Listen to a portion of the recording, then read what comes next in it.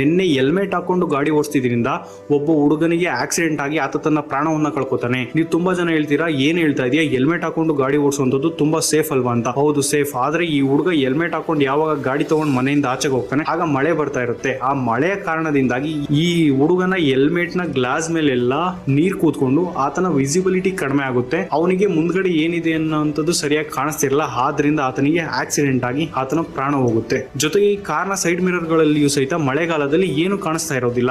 ಇಂಥ ಸಂದರ್ಭದಲ್ಲಿ ನೀವು ಕೇವಲ ಒಂದೇ ಒಂದು ಆಲೂಗೆಡ್ಡೆಯನ್ನು ತಗೊಂಡು ಅದನ್ನ ಅರ್ಧ ಸ್ಲೈಸ್ ಮಾಡಿ ಅದನ್ನ ನಿಮ್ಮ ಹೆಲ್ಮೆಟ್ ಗ್ಲಾಸ್ ಅಥವಾ ಕಾರ್ನ ಸೈಡ್ ಮಿರರ್ ಇರುತ್ತಲ್ಲ ಅದ್ರ ಮೇಲೆ ರಬ್ ಮಾಡಿ. ಇದರಿಂದ ಏನೇ ಮಾಡಿದ್ರು ಸಹಿತ ನೀರು ನಿಮ್ಮ ಕಾರ್ನ ಗ್ಲಾಸ್ ಅಥವಾ ನಿಮ್ಮ ಕಾರ್ನ ಸೈಡ್ ಮಿರರ್ ಅಥವಾ ನಿಮ್ಮ ಹೆಲ್ಮೆಟ್ ಮೇಲೆ ಕೂರೋದಿಲ್ಲ. ಯಾಕೆಂದ್ರೆ ಈ ಆಲೂಗೆಡ್ಡೆನಲ್ಲಿ ಸ್ಟಾರ್ಚ್ ಇರುತ್ತೆ. ಈ ಸ್ಟಾರ್ಚ್ ಒಂದು ಹೈಡ್ರೋಫೋಬಿಕ್ ವಾಟರ್ ರಿಪಲೆಂಟ್ ಲೇಯರ್ ಆಗಿ ಆಕ್ಟ್ ಮಾಡುತ್ತೆ. ಆದ್ದರಿಂದ ಏನೇ ಮಾಡಿದ್ರು ಸಹಿತ ನೀರು ನಿಮ್ಮ ಗ್ಲಾಸ್ ಮೇಲೆ ಅಥವಾ ಸೈಡ್ ಮಿರರ್ ಮೇಲೆ ಕೂತ್ಕೊಳ್ಳೋದಿಲ್ಲ. ಇದರಿಂದ ನಿಮ್ಮ ವಿಸಿಬಿಲಿಟಿ ಕ್ರಿಸ್ಟಲ್ ಕ್ಲಿಯರ್ ಆಗಿರುತ್ತೆ. ಈ ವಿಡಿಯೋನ ಎಷ್ಟು ಶೇರ್ ಮಾಡಿ ಅಂದ್ರೆ ಯಾವೊಬ್ಬರು ಸಹಿತ ಈ ಮಳೆಗಾಲದಲ್ಲಿ ಈ ವಿಸಿಬಿಲಿಟಿಯ ಕಾರಣದಿಂದಾಗಿ ಅಪಘಾತಕ್ಕೆ ಒಳಗಾಗಬಾರ್ದು, ಜೊತೆಗೆ ಯಾರೊಬ್ಬರ ಪ್ರಾಣ ಹೋಗಬಾರ್ದು. ಈ ವಿಡಿಯೋದಿಂದ ಏನಾದ್ರೂ ಸಮಾಜಕ್ಕೊಂದು ಒಳ್ಳೆ ಮಾಹಿತಿ ಸಿಗ್ತಾ ಇದೆ ಅಂತ ಅನ್ಸಿದ್ರೆ ಮಾತ್ರ ನೀವು